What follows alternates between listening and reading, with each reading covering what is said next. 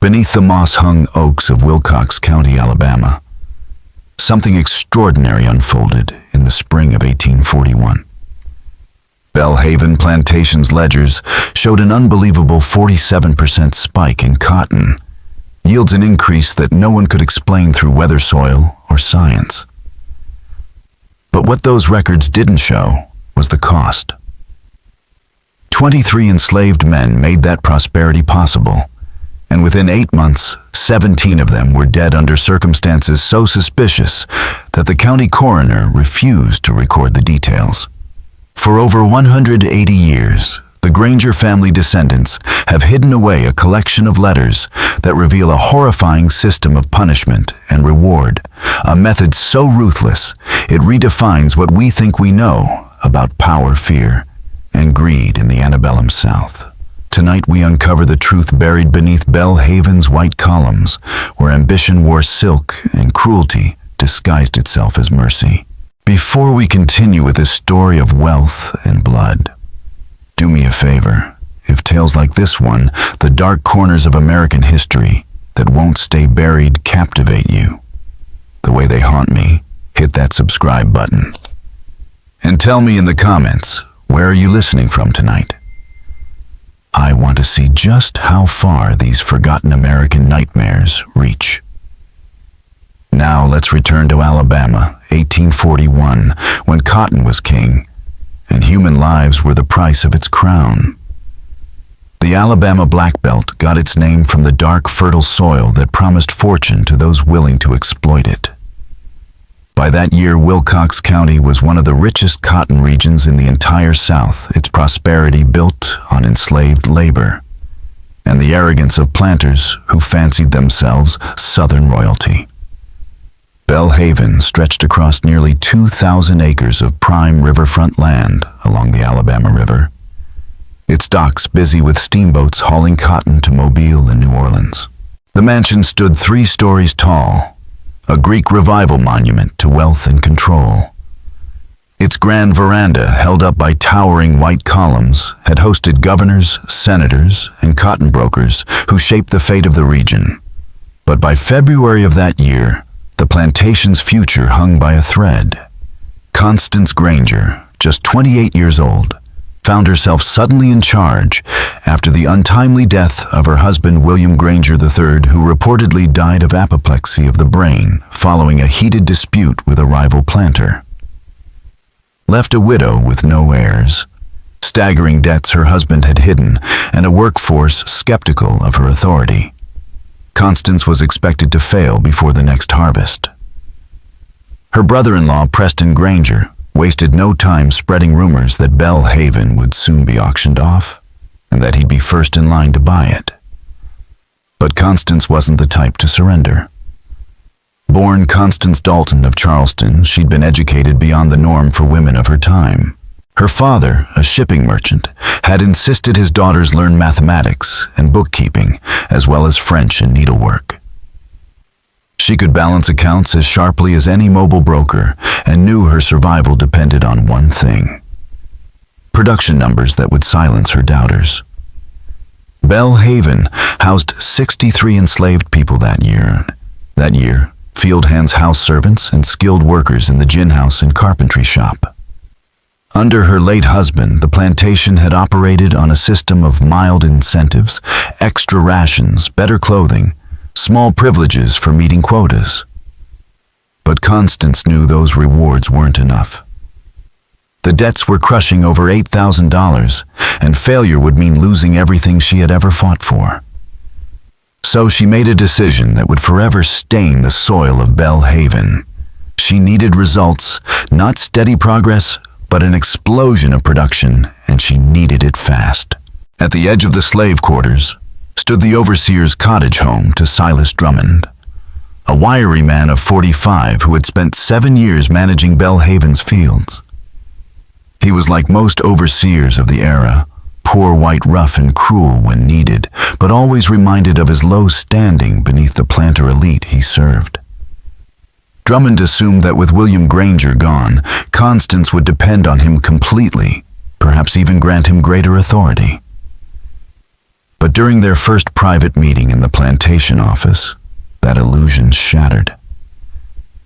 Constance told him plainly that his employment would continue only if cotton production rose by 40% before harvest. Drummond had stared in disbelief. He told her such numbers were impossible unless she wanted to work people to death, which would only destroy the plantation's long-term value. Constance simply smiled, a cold and calculating expression that never touched her pale eyes, and told him she had a different method in mind, one that would require his silence and obedience, not his understanding. Years later, a letter Drummond wrote to his wife would surface describing that meeting.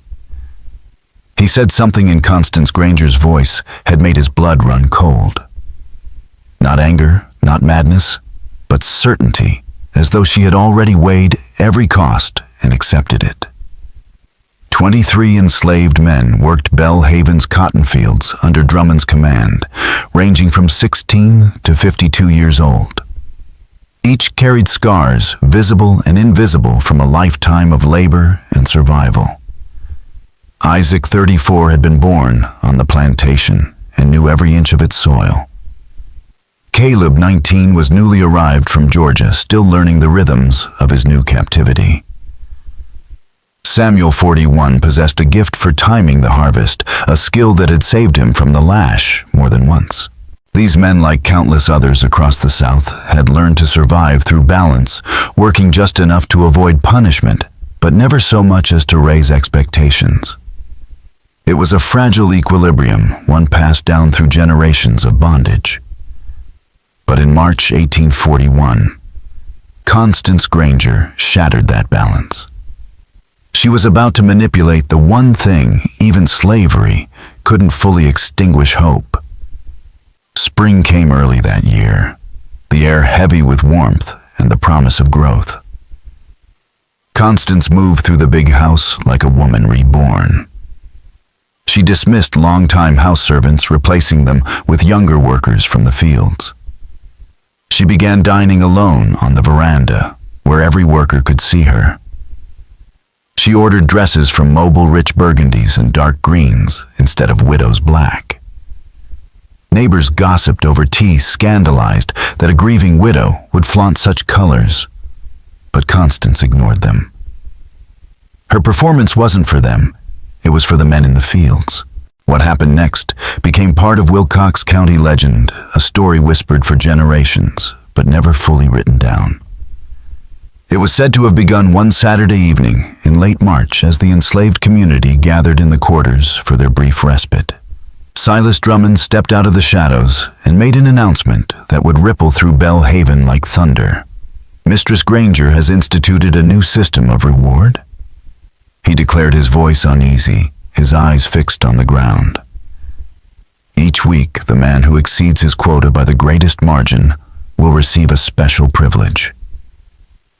The people exchanged wary glances. Promises of reward had always been lies. Extra rations that never came, privileges that vanished overnight. Hope was a cruel joke. But then Drummond continued, his voice low. The man who produces the most, he said, will spend Saturday night in the main house, in Mistress Granger's quarters. The silence that followed was total. Even the children stopped playing. The very idea defied every rule of the world they lived in. White women of the planter class were supposed to embody purity, the moral justification for the entire Southern hierarchy. Yet here was the unthinkable, a mistress publicly offering herself to enslaved men. And as the stunned crowd stood in the dim torchlight, Drummond finished the announcement. Production numbers will be posted each Saturday morning. The winner would be told in private and expected at the main house after supper. It began that very night. Isaac, who had picked 347 pounds, 23% over his quota, was named the first recipient. The announcement hung in the humid evening air like a curse. Isaac stood frozen, his calloused hands at his sides, gray at his temples, every muscle tense. Around him, the others stepped back instinctively, as if his name had marked him for something fatal. "It's a trick," someone whispered. "They'll hang him for it." But at 8 o'clock, Isaac was escorted not to punishment, but to the back door of the big house where Constance Granger herself was waiting. She wore a gown of deep green silk, her auburn hair loose in a way no respectable widow would dare. A single lamp burned beside her casting light on her calm, unflinching face. "Isaac," she said, her tone steady and deliberate. "You've earned this reward. Come inside." What happened that night became the subject of endless speculation among the quarters. When Isaac returned at dawn, his walk was steady, but his face unreadable. Men gathered around asking what had happened, but his answers only deepened the mystery.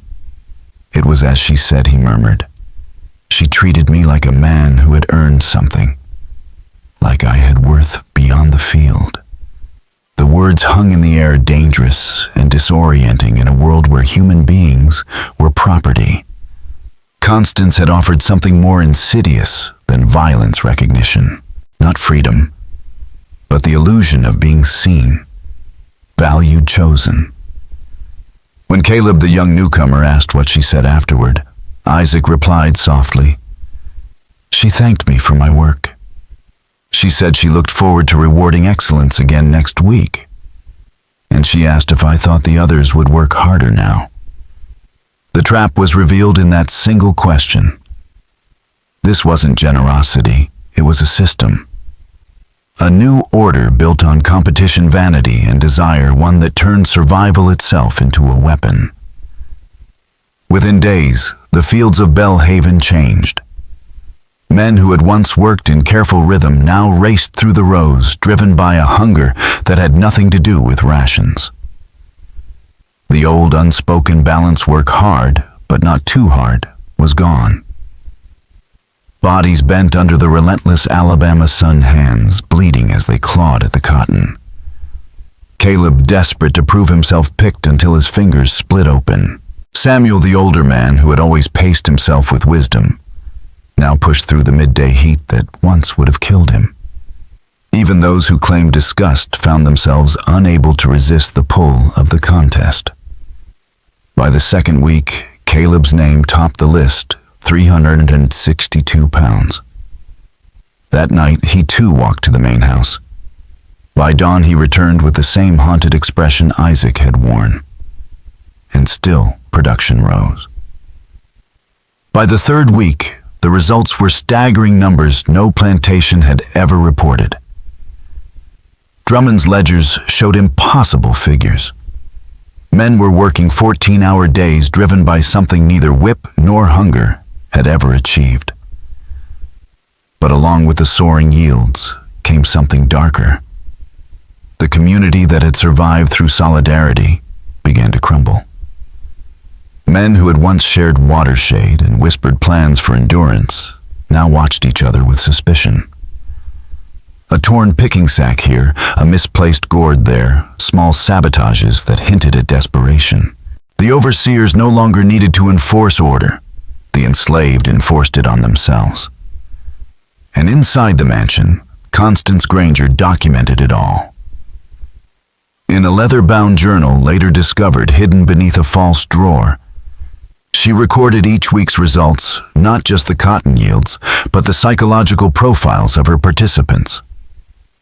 Isaac, grateful, obedient, driven, will work himself to death for access. Caleb, eager for approval, responds well to praise high potential for yield increase. Samuel, conflicted, ashamed, but compelled, guilt fuels effort. Her notes read like the records of an experiment, cold and analytical. This was no impulsive depravity, it was psychological engineering. She had discovered that the deepest form of control came not from terror, but from giving the illusion of choice. By mid-April, 17 different men had earned their Saturday night sum multiple times. The plantation's output was so extraordinary that cotton factors in Mobile questioned her numbers. When they sent representatives to verify, they found the impossible was real. Belhaven was producing more cotton per acre than any plantation in Wilcox County's history.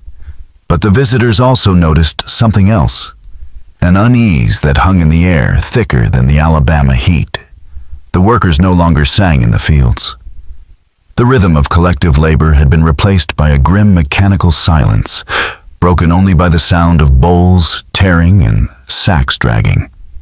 One factor Robert Harris of Mobile later wrote to his wife, "The place feels wrong.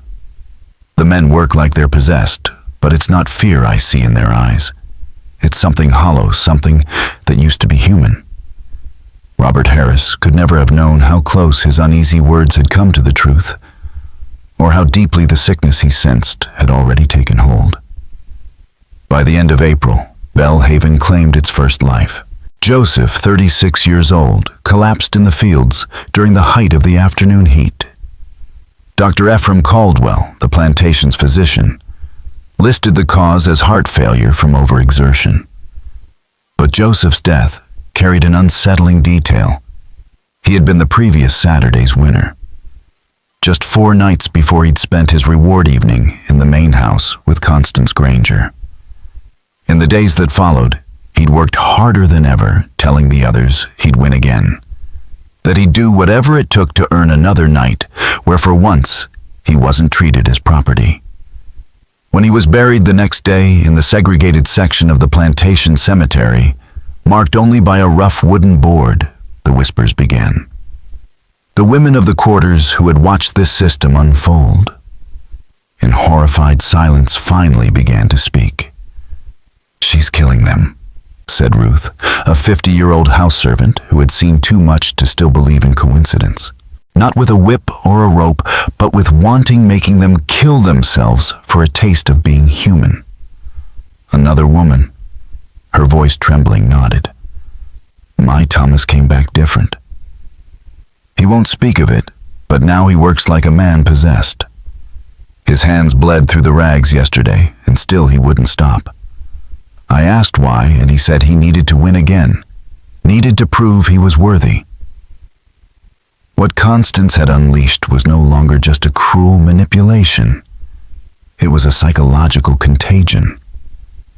She had weaponized longing itself. In a world where every trace of humanity had been stripped away, she offered a fleeting illusion of it, a night where someone looked them in the eye, called them good, and made them feel seen. Then, she made them destroy themselves, chasing that illusion again. But Ruth had seen something else that turned speculation into terror. "She keeps a book," she whispered. "Every Sunday morning after church bells ring, she writes in it. Not love notes records, about each man, like she's studying them." That journal reframed everything. Constance wasn't driven by grief or desire, she was conducting an experiment. A study in obedience and desperation, using intimacy as the variable. Violence could force bodies to work. But what she had discovered was infinitely more dangerous. The promise of dignity could break souls. Spring bled into summer, and 3 more men followed Joseph into the grave. Each had been a recent Saturday night guest. Each had driven himself to impossible limits in the days after. Dr. Caldwell, noticing the pattern, finally confronted Constance during a visit in late May. "Mrs. Granger," he said cautiously, 5 deaths in 2 months is highly irregular, even considering the season's demands." Constance received him in the parlor, perfectly composed, her silk gown immaculate, her tone polite but glacial. "I appreciate your concern, doctor, but surely you see these men act of their own will. I force no one. If they choose to demonstrate uncommon devotion to their labor, should I punish them for ambition?" The physician hesitated, searching for words. Perhaps he said delicately, "It is not their labor that concerns me, but the nature of your reward." The impropriety Constance cut him off. The social implications, Doctor, are that Belhaven will achieve the highest yield in Wilcox County and silence every man who doubted a woman could manage a plantation. My methods are my own concern, unless you wish to claim these deaths result from something other than exertion. Her eyes held his for a long moment, and he said nothing more. In his private notes discovered decades later, Caldwell would write that he believed Constance Granger had uncovered a method by which the enslaved destroy themselves willingly, driven by temptation rather than terror. His words dripped with the prejudices of his era, but he had stumbled onto the truth. Constance wasn't exploiting lust or weakness. She was exploiting the most human of needs, the need to matter, to be seen, to feel alive in a world built to erase you. And she turned that need into a weapon. By June, the weight of guilt had begun to crush Silas Drummond.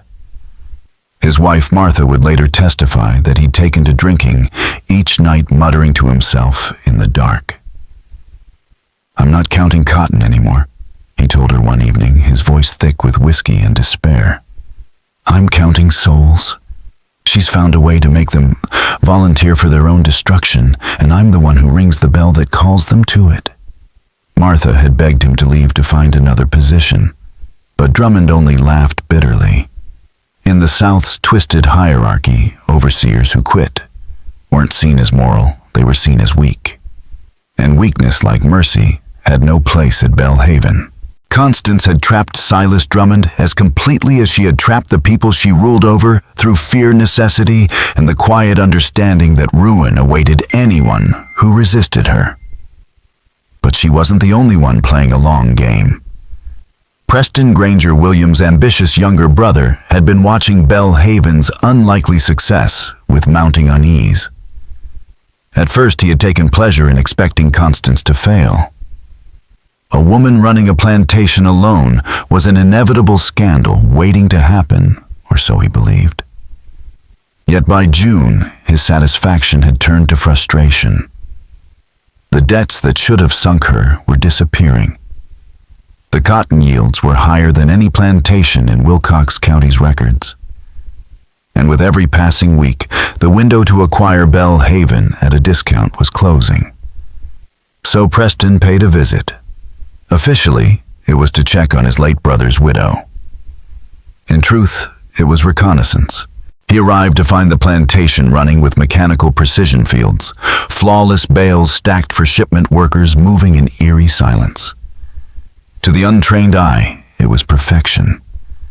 To Preston, it felt unnatural. At dinner over roasted duck and claret, he probed. "Your numbers are extraordinary, Constance," he said casually. "Some might even say miraculous. You must have discovered quite the innovation in management." Constance smiled faintly. "Innovation, yes. I've simply learned to motivate my workforce properly to offer incentives that inspire genuine dedication." "Incentives?" Preston repeated, letting the word linger. "I've heard stories about those. Stories that would, if true, shock polite society." Her expression didn't change. Stories told by whom? Envious men who resent that I've succeeded where they predicted failure. I reward exceptional work with food, clothing, small privileges. If others twist that into scandal, perhaps it reveals their own corruption, not mine. It was the perfect defense, vague, respectable, and unprovable. Who would contradict her? The enslaved men. Their words meant nothing in the eyes of the law. The overseer. Complicit and dependent. The house servants, dispensable. Preston left that night frustrated, unable to touch her. What she was doing existed in a void between morality and legality, offering rewards, not punishments. That the rewards themselves destroyed lives was a cruelty too sophisticated for the law to see. Still, Preston began his quiet investigation. He spoke with merchants, factors, and neighboring overseers. He heard fragments Saturday night visits, frantic competition, mounting deaths. Slowly, he began assembling the outline of a scandal he could use to bring her down. But Constance had anticipated this too. Every piece of her system had been engineered not only for control, but for plausible defense. What looked like corruption could always be framed as efficiency. What sounded like cruelty could be described as discipline. And she had already begun crafting her own narrative records letters and journals, carefully curated for any potential scrutiny. The truth of Belhaven, as history would later learn, would never surface through Preston's scheming or any official inquiry. It would come from within, from one of the very men her system had both elevated and destroyed. Isaac had won the Saturday reward 7 times by mid-June more than anyone else. His picking totals had become legendary numbers that seemed to defy human endurance.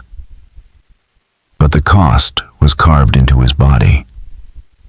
He'd grown gaunt, his movements jerky, his hands trembling even when still. His eyes burned with something between exhaustion and obsession. To the others, Isaac had become both symbol and warning, the living embodiment of Constance's power. He was proof that her system worked and evidence that it was killing them. But Isaac had begun to see something Constance hadn't planned for. During those 7 nights, he'd noticed things. He had seen how she kept her composure, how she turned even tenderness into a performance of control.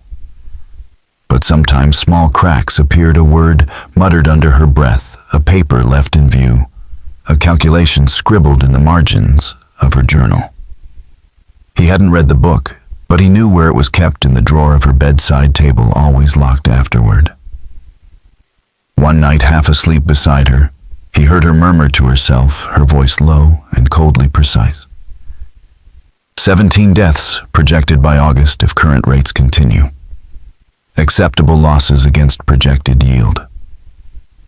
Isaac had not understood every word, but he understood enough. To her, their lives were variables in an equation. Belhaven's success was being purchased one death at a time, and she was keeping score.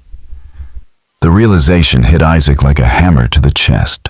He wasn't being rewarded for his strength or dedication. He was a calculated variable in Constance Granger's grand experiment.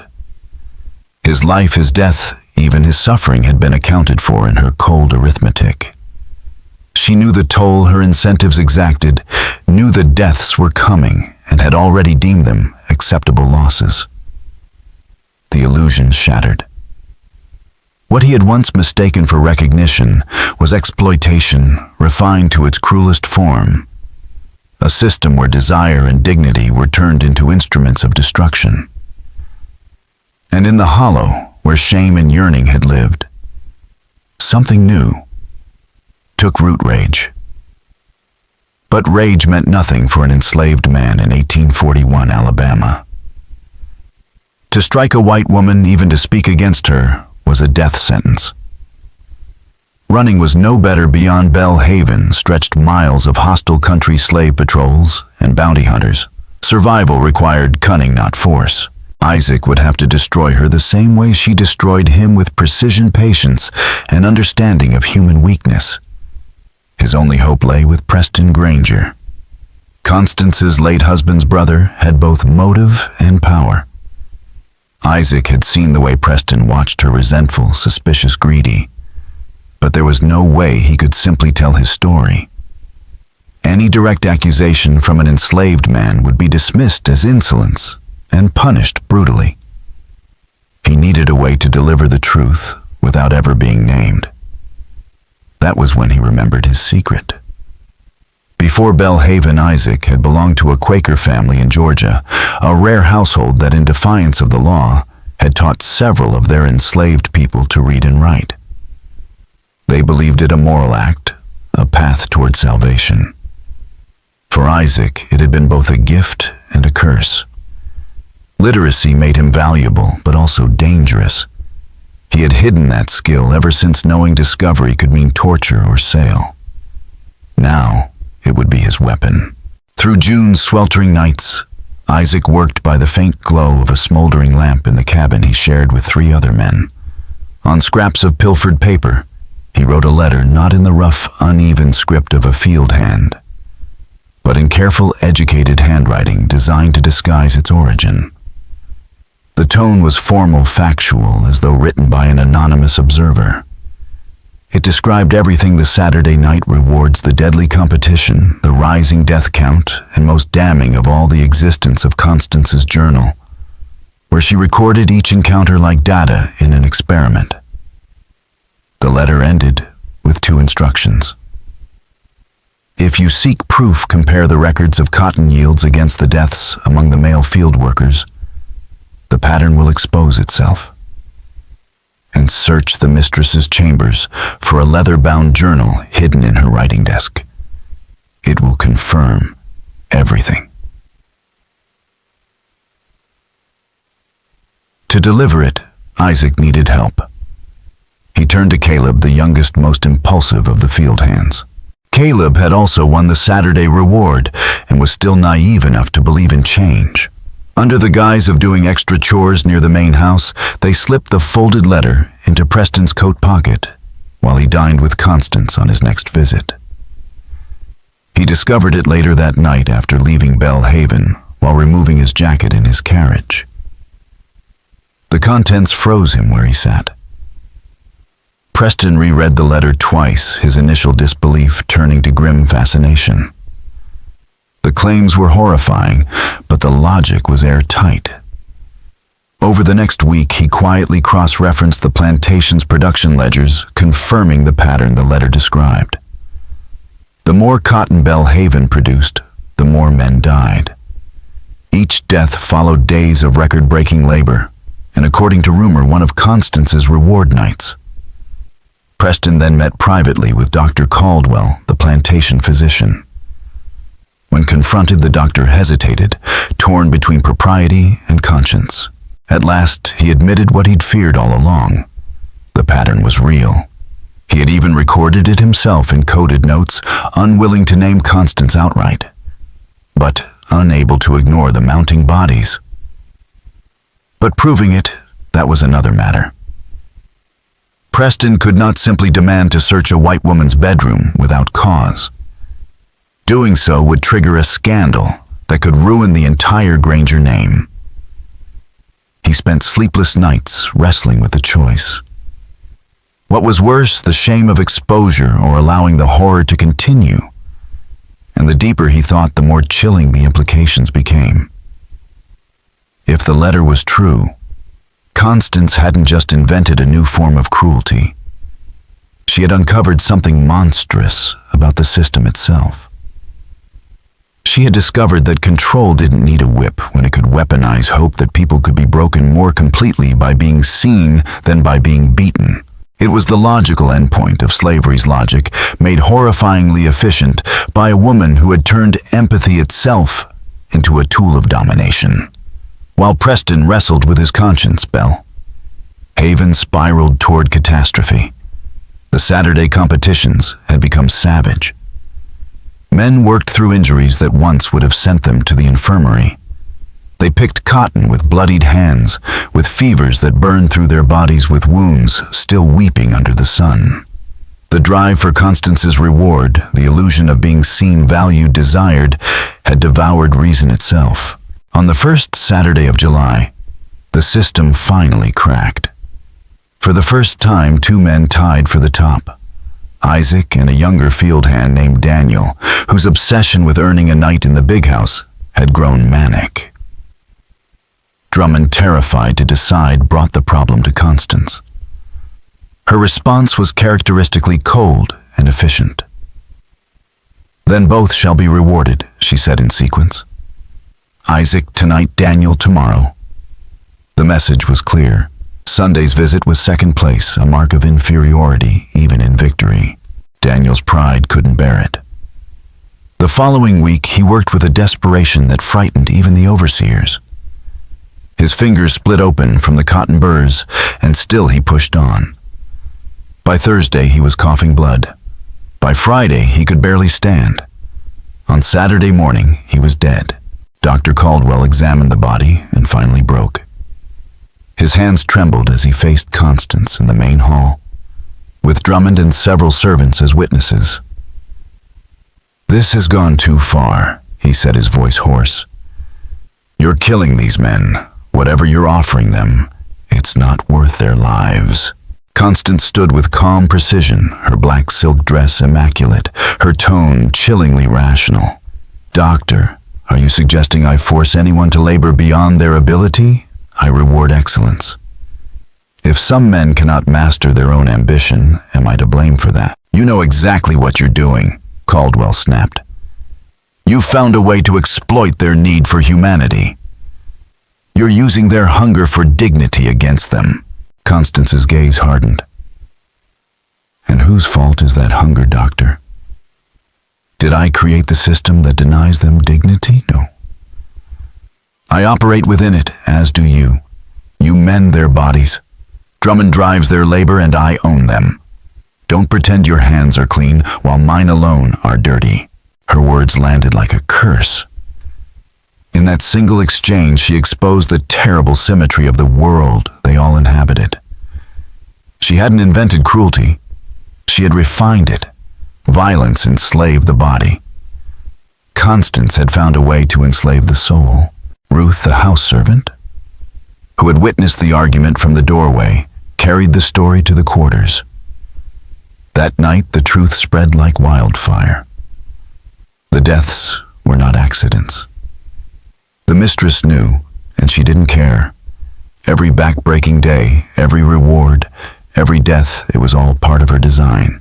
The revelation fractured the enslaved community beyond repair.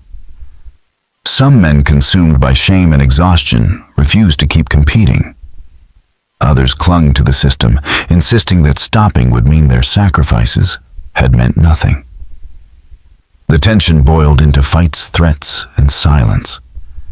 The delicate thread of solidarity that had once bound them together snapped under the strain. Isaac watched it all with despair.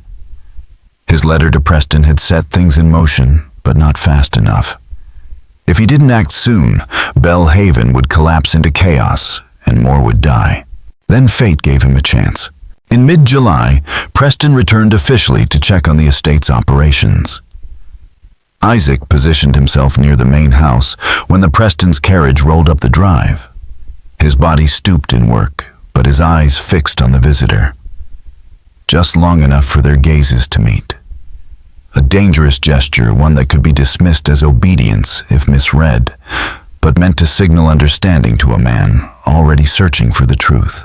Preston caught it. The look in Isaac's eyes told him everything the letter had come from, within Belhaven, from someone risking his life to expose Constance. The realization hardened Preston's resolve. That night, he made his decision. He would bring the law to her doorstep, but he knew the Sheriff James Holbrook well enough to choose his words carefully. Holbrook was a rigid man, loyal to order, not morality. A direct accusation of impropriety would only provoke outrage on Constance's behalf. White womanhood was sacred in the eyes of Alabama law. So Preston reframed his approach entirely. "I believe my sister-in-law may be falsifying production records," he told Holbrook, "to inflate the value of Belhaven for personal gain. As executor of my late brother's estate, I request your presence to ensure transparency." It was a brilliant maneuver. Fraud, not immorality, was the language the sheriff understood. It threatened the financial integrity of the entire plantation system. And as William's brother Preston had every legal right to demand an audit. Holbrook agreed to accompany him the next morning. But Constance had been ready for this moment. She'd seen the tightening circle weeks before. Her preparations were meticulous records, altered explanations, rehearsed a performance already written. When Preston and Sheriff Holbrook arrived on July 18th, they found her waiting in the parlor. She wore mourning black, her demeanor serene, every inch the gracious widow. She greeted them with measured sorrow, offered tea, and expressed her full cooperation in reviewing any records they wished to see. It was theater of the highest order, and the stage was hers. "I have nothing to hide." Constance said, her tone calm, steady, and perfectly convincing. "My management has been exemplary, and the records will confirm it." Please examine whatever you wish. Preston felt a faint unease. She was too composed, too ready. There was no trace of fear, no defensiveness. A guilty person would flinch, stall, or protest. Constance invited the search like a woman with nothing to lose, and that made her all the more dangerous. He began with the ledgers. Drummond's production books were immaculate, every bale recorded, every shipment signed by witnesses, each page bearing the mark of enslaved laborers and Drummond's own hand. The figures were as astounding as the letter had claimed a 47% increase in yield since February. Remarkable, Sheriff Holbrook murmured, his thick fingers tracing the neat columns of numbers. I've never seen such improvement. How did you manage it, Mrs. Granger? Through structure and incentive, Constance replied smoothly. I reward exceptional work, extra rations, better clothing, small privileges. People respond when their efforts are recognized. Preston leaned forward. What sort of privileges? She met his eyes without a flicker. Time off from Sunday labor, additional food, better sleeping quarters for those who excel, simple gestures of goodwill, nothing that disrupts the social order. It was a flawless lie, the kind that no one could disprove without the testimony of the enslaved themselves, and their words in Alabama law counted for nothing. Preston changed tactics. 17 deaths in 5 months, he said quietly. That seems excessive.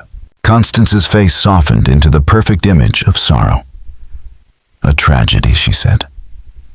Dr. Caldwell examined each case. Heart failure, fever, exhaustion. Some of the men worked themselves too hard trying to earn rewards. I've even considered imposing rest periods to protect them from their own overzealousness. The performance was immaculate. She acknowledged the deaths while shifting the blame entirely to her victims' men too dedicated for their own good. And the doctor's reports, while uneasy, offered no accusation to contradict her. Sheriff Holbrook nodded approvingly. Very conscientious of you, Mrs. Granger. Preston's stomach twisted. He could feel her tightening the noose of plausibility around his argument. The records were clean, the doctor's notes neutral, the deaths explainable. Every question led back to the same unassailable narrative, a hard-working widow managing her estate with discipline and compassion. But Preston had one last move, the journal. The anonymous letter had mentioned it specifically, the hidden record of her true methods. I'd like to review your personal records as well, he said. Any journals or notes regarding management practices? For the first time, Constance's composure wavered barely. A flicker, a tightening at the corner of her mouth. But Preston saw it. My personal journals, she repeated. Surely that's outside the scope of estate finances.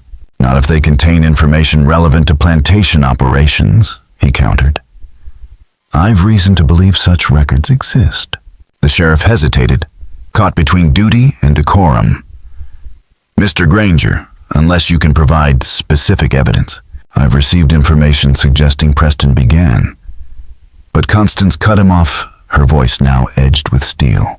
Anonymous accusations, she said coldly, rumors from jealous men who resent my success. If you wish to accuse me, do it plainly. But I will not have my private chambers invaded on the basis of gossip. The room went still. Preston's advantage was gone. Without revealing his source, the enslaved man who had risked everything, he couldn't push further. What he didn't know was that Constance had moved the journal 2 days earlier. She'd given it to Ruth, her most trusted house servant, instructing her to bury it in a sealed jar beneath the floorboards of her cabin. In its place, Constance had prepared a second journal, a carefully curated decoy filled with mundane entries about rainfall, crop rotations, and household expenses.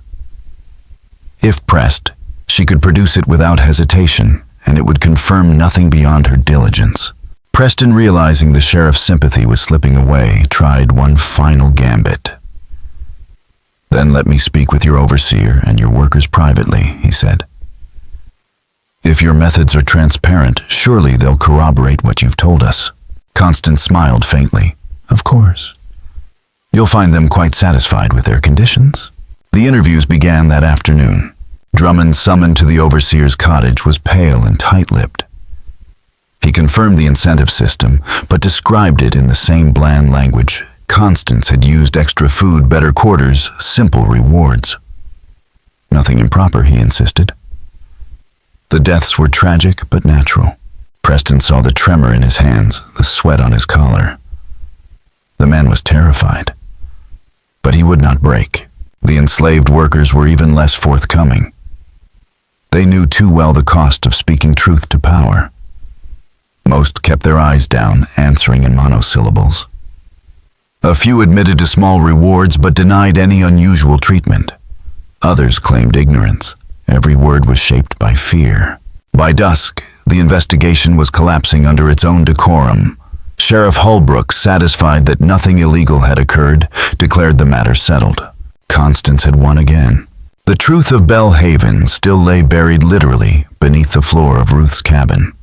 And as the sun set over the Alabama fields, the house itself seemed to exhale a great silent thing, holding its secrets close, waiting for the next name to be written in Constance Granger's hidden ledger. None of the workers dared say anything that contradicted Constance's official story. But when Preston finally questioned Isaac, something subtle yet unmistakable shifted. The older man's words were cautious, chosen with care, but his eyes spoke a truth that language could not safely carry. Beneath his measured tone was a plea, a silent confirmation that everything in the anonymous letter had been real. "The rewards Mrs. Granger offers," Isaac said, slowly pausing between each phrase, "they make a man willing to work himself to death. Because sometimes what she gives feels more important than life itself. Even when you know the cost, you can't stop wanting it." It was phrased perfectly to avoid punishment, yet clear enough for Preston to understand. The rewards weren't food or privileges, they were something far more insidious. Constance was manipulating something primal, a longing for humanity so deep it could make a man destroy himself for another taste of it. Sheriff Holbrook, however, heard only what he wanted to hear. "Sounds like dedication to me," he said, closing his notebook. "These workers are simply ambitious. Mrs. Granger's found a way to make them strive. Efficient management, if you ask me." Preston bit back his frustration. Constance had outmaneuvered him again. The journal remained hidden, the witnesses too afraid to speak, and the overseer's trembling silence could not be entered as evidence. The walls around her social, legal, racial were impenetrable. Yet Preston refused to concede defeat. If he couldn't prove her crimes, he would have to expose them publicly, unmistakably, and on her own stage. While he plotted, Constance celebrated. She had survived the inquest unscathed, preserved her reputation, and secured her power. Her mask of respectability remained intact. The Saturday rewards, continued production, stayed at record levels, and her financial freedom was nearly complete. But in defending herself from external scrutiny, she failed to see that her greatest threat was no longer Preston. It was the people she had broken. By August, Belhaven had become a pressure cooker. The competitions were fiercer, the desperation more visible. The men worked themselves to exhaustion, sleepwalking through days of heat and pain, their minds consumed by the next Saturday tally. Some stopped eating properly. Others muttered to themselves in the fields, their minds fraying under the strain. Constance's machine of control was beginning to grind itself apart. The breaking point came on Saturday, August 7th. The air was thick and still as Drummond stood before the assembled workers to announce the week's results. Isaac had won again, his 8th victory. His body was wasting away, but his numbers remained miraculous. The crowd's reaction was subdued, a mix of awe and quiet resentment. And then Caleb stepped forward. "I picked more than Isaac this week," he said, his voice shaking with anger. "I know I did. I counted every pound." Drummond froze. "The scales don't lie, Caleb. Isaac brought in 412. You had 397. Then the scales are rigged." Caleb shouted, his voice cracking with rage. "Or someone's changing the numbers." I won't lose to him again. I can't." The words hung in the air like lightning before a storm. A direct challenge to white authority was unthinkable suicidal. But Caleb was beyond fear. Something inside him had snapped. Brother Isaac began gently. "The numbers are what they are. There's no dishonesty here. You worked hard, but—" "Don't call me brother," Caleb screamed, his face contorted with fury. "You're not my brother. You're my rival. You're the man standing between me and the only thing in this hell that makes me feel human, and I won't let you take it again." A horrified silence spread through the crowd. In that single moment, Constance's creation revealed its true face.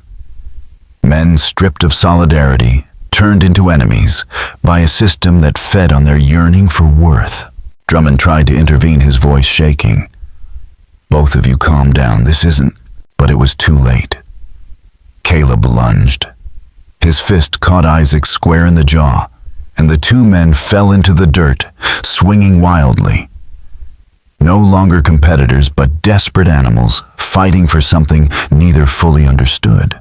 The crowd rushed to pull them apart. Isaac's face was bloodied, his nose broken. Caleb's knuckles split, his breathing ragged, his eyes wild with something close to madness. Drummond stared, pale and trembling. This couldn't be contained. It wasn't just disobedience, it was collapse, the public unraveling of Constance's perfect system. There was only one course of action: punishment, immediate and visible. Within the hour, both men stood before Constance in the parlor of the main house. Isaac's face still oozed blood. Caleb's hands trembled at his sides. Constance regarded them with the cold disappointment of a mother addressing unruly children. "I am deeply disappointed," she said softly, her voice even but cutting. "I have given you opportunities, rewards meant to inspire better work, better lives, and this is how you repay me: with violence, with jealousy." Mrs. Isaac began, but she raised a hand sharply. "Enough," she said. "Caleb, your accusations against Mr. Drummond show a lack of respect for authority that cannot go unpunished. Isaac, though you were attacked, your repeated victories have provoked resentment and disrupted harmony among your peers. You too bear responsibility." Her words were measured, her tone almost gentle, but everyone in the room understood what they meant. Constance wasn't seeking justice. She was restoring control. And the punishment she chose next would turn Belhaven's quiet dread into open terror. The logic of Constance's verdict was perverse, punishing both men for chaos she herself had engineered, but it served its purpose perfectly. By blaming them, she preserved her illusion of fairness while reasserting control. "Caleb will receive 15 lashes, she announced coldly, "to be administered tomorrow, Sunday, as a lesson to all. Isaac, you are barred from earning Saturday rewards for the next month. Perhaps that will allow others a fair chance and restore harmony among the workers." The punishments were precise in their cruelty. Caleb's whipping would re-establish traditional discipline, reminding everyone that rebellion, even emotional rebellion, ended in pain. Isaac's exclusion would stoke envy and desperation, ensuring that competition among the others would continue unabated. But Constance's confidence blinded her to how close her system was to collapse. That night, Caleb did not return to his cabin. Sometime after midnight, he walked toward the river, the same one that had carried so many bales of cotton and so many broken souls downstream. Whether he had planned escape or simply sought release, no one ever knew. They found his body the next morning, caught in the reeds, eyes open to the sky. His death brought the total to 18 dead men in 6 months. No doctor, no overseer, no ledger could disguise the truth anymore. The miracle of Belhaven's productivity was soaked in blood. When Dr. Caldwell examined Caleb's corpse, something in him finally broke. He returned to his office that afternoon and wrote a letter not to Constance, not to Preston, but to the Wilcox County Medical Board. In it, he described the pattern of deaths, the unnatural exhaustion, the strange behavioral symptoms he had observed. He stopped just short of accusing Constance outright, but made clear that her management methods, whatever their precise nature, coincide with an extraordinary mortality rate that warrants official investigation. The letter reached Camden within days. And suddenly what Preston's accusations and Isaac's letter had failed to accomplish, Caldwell's words achieved. A physician's formal complaint could not be ignored. On August 15th, a delegation rode out to Belhaven, Sheriff Holbrook, 2 members of the county medical board, and by the board's request, Preston Granger to represent family interests. This time they carried legal authority to inspect the plantation's operations records and working conditions. Constance knew the moment she saw them that her walls were closing in. Her clean ledger could hold up to casual inspection, but not a coordinated investigation. So she did what she had always done, turned control into theater. She received them in her parlor, dressed in widow's black posture, impeccable, every gesture rehearsed. "Gentlemen," she began, her voice smooth and steady, "I understand why you've come. Perhaps it is time I speak more openly about my methods that have been effective, though perhaps misunderstood." What followed was a performance worthy of the stage. Constance described her Saturday reward system not as exploitation, but as compassion. She admitted that she had shown special kindness to certain hard-working men, offering comfort conversation, a token of appreciation, to inspire others.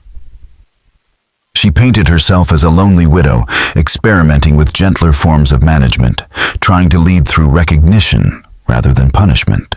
"I sought only to acknowledge their humanity," she said softly, "to show them that good work could earn kindness instead of cruelty. If some of them misinterpreted that attention, if they pushed themselves too hard, that was never my intent. My heart was too generous, perhaps. But I believed kindness could achieve what the lash could not. It was a masterstroke, turning monstrous exploitation into a story of misguided benevolence." She admitted just enough to seem honest, while cloaking her depravity in moral language. The board members exchanged uncertain glances. Some were visibly moved, others suspicious but restrained. Without hard evidence, they could not prove malice. Preston, however, wasn't fooled. "Where is the journal?" he demanded. "The one where you recorded your methods, your observations about the men." Constance's eyes widened in feigned confusion. "My plantation journal," she asked sweetly, gesturing toward her desk. "It contains nothing but crop notes, rainfall, and daily operations." "That's not the one I mean," Preston pressed. "You kept detailed records of your experiments. I know it exists." She smiled sadly. "Preston, I think grief has made you imaginative. There is no secret journal."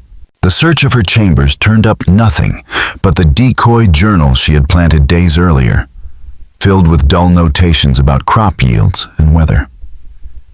It was as expected, perfectly innocent. But Preston wasn't finished. "Then let me speak to the workers again," he said with the medical board present. "Let them tell us what they've endured." Constance hesitated for only a heartbeat, then inclined her head. "Of course, I have nothing to hide." One by one, the men were brought into the plantation office. Fear dictated their answers. They confirmed there were rewards, but avoided details. Some claimed ignorance, others muttered vague praise for their mistress. It was all useless.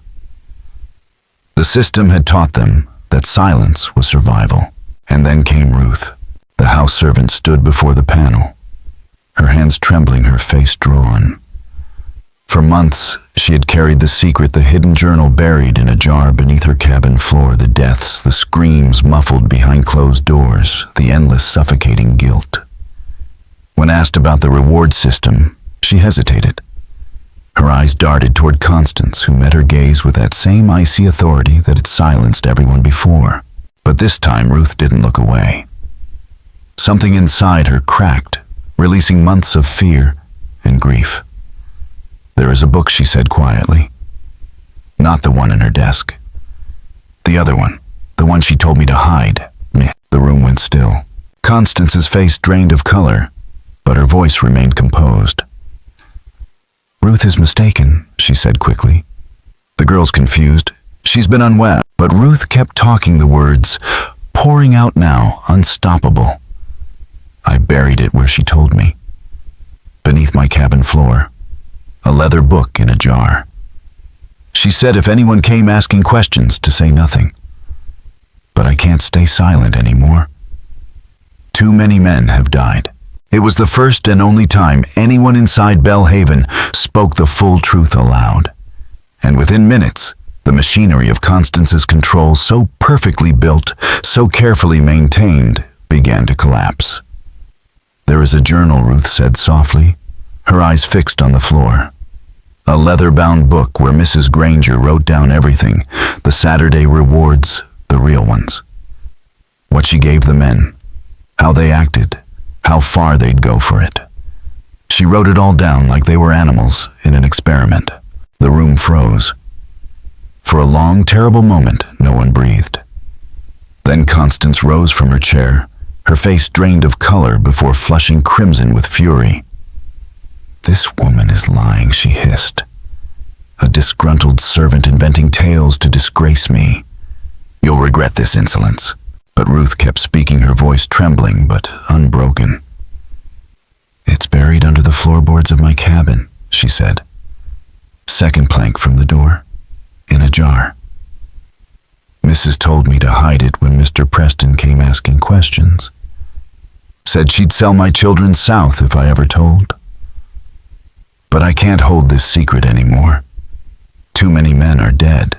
The words landed like a blow. Sheriff Holbrook immediately ordered 2 deputies to accompany him to the quarters. The silence that followed their departure was suffocating. Constance sat rigid, every trace of charm gone, her jaw clenched so tightly, her knuckles whitened against the arms of her chair. Preston paced the room, his heart pounding not with triumph, but with a grim dread of what he knew was coming. Ruth stood, trembling, tears tracking silently down her cheeks. She knew that whatever happened now, she would not survive it long. When Holbrook returned, he carried a sealed clay jar in both hands. He set it on the table and cracked the wax seal. Inside was a leather-bound book, its edges stiff with moisture, but the ink on its pages still legible. He handed it to the medical board. What they read left the room in stunned silence. Page after page. Constance Granger's own hand recorded the anatomy of her cruelty, every Saturday reward. Every man's reaction, every calculated manipulation. Isaac grateful, almost worshipful. Will work himself to death for repeated access. Caleb hungry for validation. Responds strongly to praise. Highest potential for yield increase.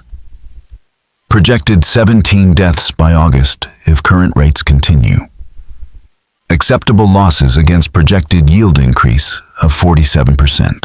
Her entries were written with the dispassionate clarity of a scientist recording an experiment, each man reduced to data. No one spoke for nearly a minute.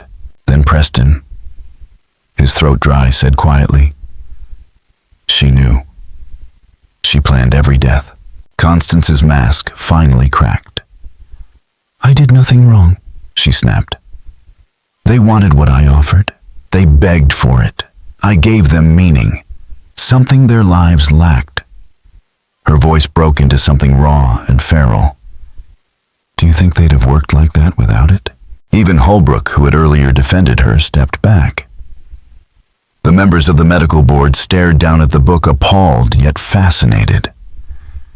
Here was something no one in their world had ever confronted: a plantation mistress who had turned the institution of slavery itself into an experiment in human psychology. But the machinery of 1841, Alabama justice had no vocabulary for this crime. Constance Granger had broken no statute. There was no law forbidding a slaveholder from rewarding labor as she saw fit. There was no crime in intimacy between a master and a person legally defined as property. Her acts were monstrous, but not illegal. The medical board issued a formal censure, condemning her practices as contrary to Christian morality and the ethics of proper management. But condemnation was not prosecution. The law simply had no mechanism to punish what she had done. Preston, furious at the paralysis of the courts, took another route. He filed a civil petition to have Constance declared unfit to manage the Belhaven estate, arguing that her methods had caused the unnecessary loss of property and financial assets, the only language that carried weight in a slave economy. 18 dead men meant 18 lost investments. His argument was cold but effective. Constance's attorneys from Mobile countered with ruthless pragmatism. Yes, her methods were unusual, but they had achieved the ultimate goal of plantation management profit. The deaths, while regrettable, were statistically comparable to mortality rates during intense harvest seasons elsewhere. In other words, she had simply driven her labor force harder than most, and the results spoke for themselves. It was a defense as monstrous as her crime, but legally sound. Public opinion, however, had turned against her, not from horror at the exploitation itself, but from what it represented. A white woman of the planter class, engaging in deliberate, intimate control over enslaved men, violated the unspoken rules that underpinned the entire Southern order. Her actions blurred the rigid boundaries that justified slavery and racial hierarchy. Constance Granger was not condemned for her cruelty. She was condemned for her transgression. By September, Belhaven had become a house under siege, its windows shuttered, its fields silent. Neighbors stopped calling. The planters who once admired her efficiency now whispered her name with disgust. She had achieved what no woman of her class ever had, independence, wealth mastery. And in doing so, she had revealed the obscene truth beneath their world's polished surface. The system could tolerate murder, starvation, and exploitation, but it could not forgive a woman who stripped away the illusions that made it all seem civilized. At the height of her scandal, the whispers that spread through Wilcox County were venomous but revealing. In parlors, church socials, and plantation dining rooms, the talk was not of Constance Granger's cruelty or the deaths she had caused, but of her impropriety, the disgrace of a white woman lowering herself and in doing so shaming her entire class. Her sin was not in how she exploited the enslaved, but in the boundaries she had crossed. She had dirtied the fragile mythology of white womanhood that Southern society was built upon. That social condemnation achieved what the law could not. By late September, facing total ostracism, financial isolation, and the certainty that no one in Alabama would do business with her again, Constance agreed to a quiet settlement. She would cede management of Belhaven to Preston Granger in exchange for a modest payout and permanent exile from the state. The plantation was to be liquidated. Its land sold off its debts, settled its labor force, redistributed across the Black Belt. And so the experiment ended not with justice, but with paperwork. In early October, the enslaved population of Belhaven was sold at auction, scattered like ashes to different plantations across Alabama and Mississippi. Families were torn apart. Lifelong bonds dissolved overnight. The community that had endured horror together was erased in a single afternoon of transactions. Isaac was among those sold, purchased by a planter in neighboring Dallas County. The man had heard of Isaac's legendary productivity, but knew nothing of the psychological torment that had produced it. Under his new master, Isaac worked steadily, but without distinction.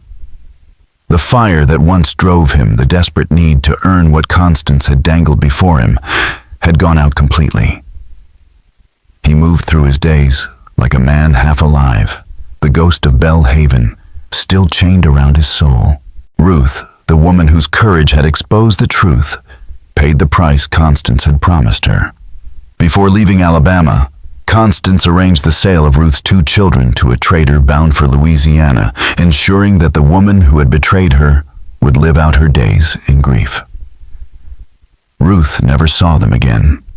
She survived another 32 years in bondage, dying in 1873.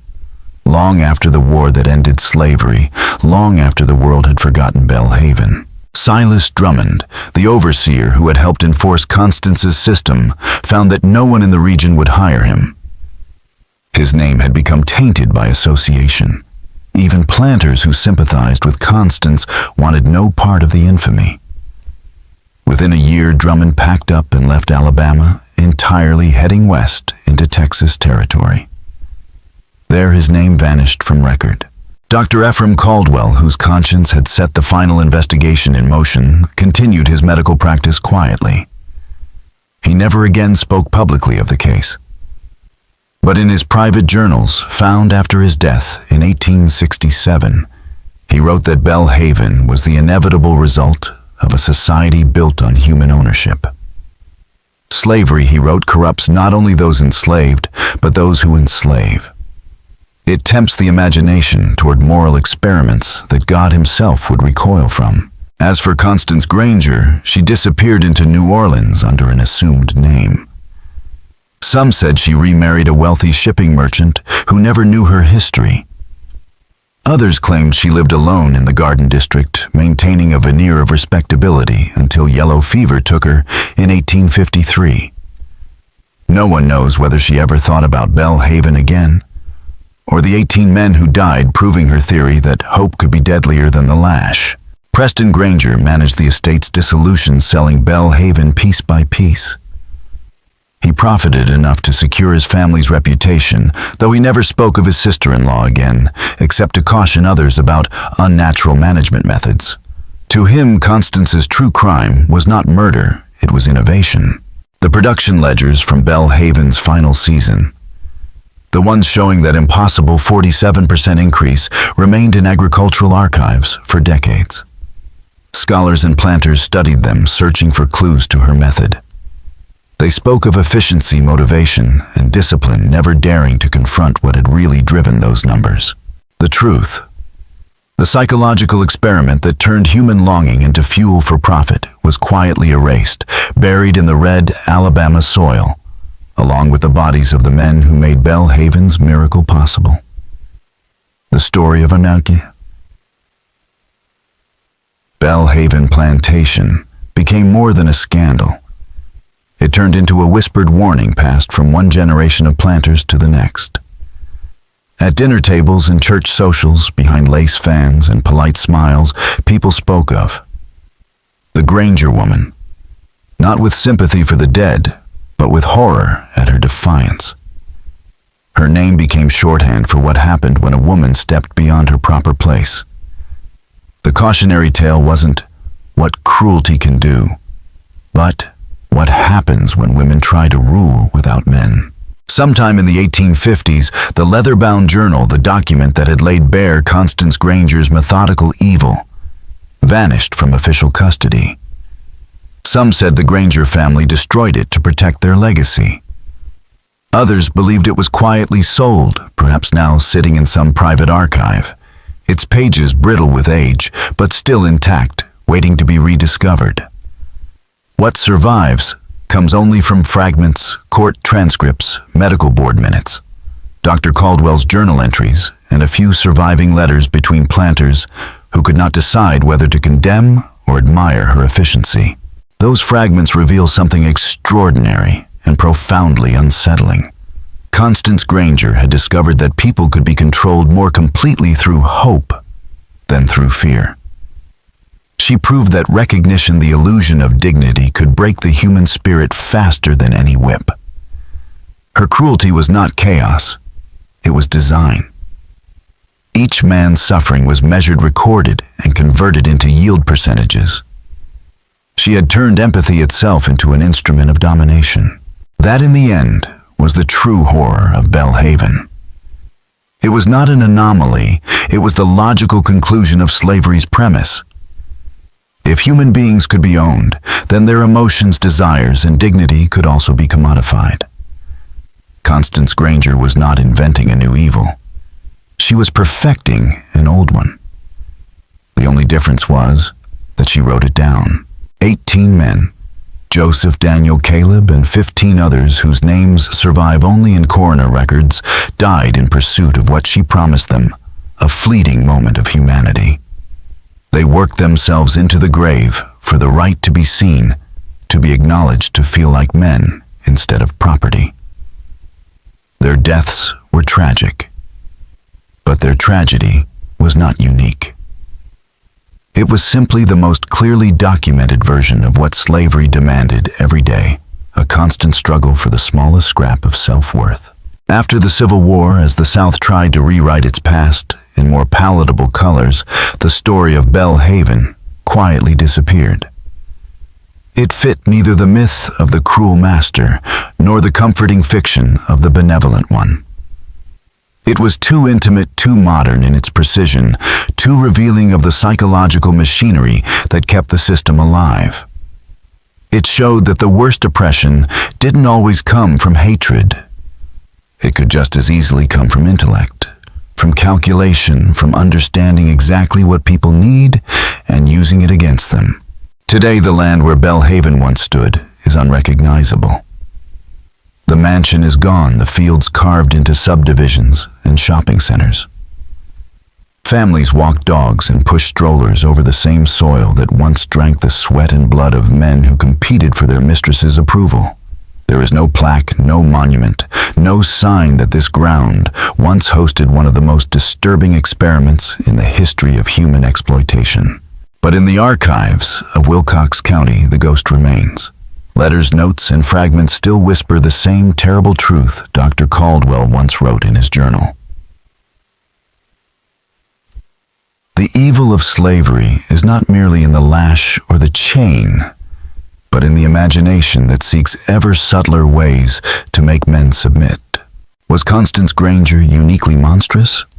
Or simply the most honest expression of a monstrous system? Did her story end when she vanished into New Orleans society? Or are there darker secrets still buried beneath the Alabama soil? Tell me what you think. Was the full truth of Belle Haven ever uncovered? Or did Constance's legacy of manipulation die only on paper? Leave your thoughts in the comments below. If stories like this fascinate you, if you believe history's darkest corners still have more to teach us, subscribe. Hit the notification bell and share this video with someone who isn't afraid to confront the uncomfortable truths of America's past. Because only by facing these stories head-on can we understand what power, greed, and desperation still make possible today. I'll see you in the next episode where another buried chapter of history refuses to stay forgotten.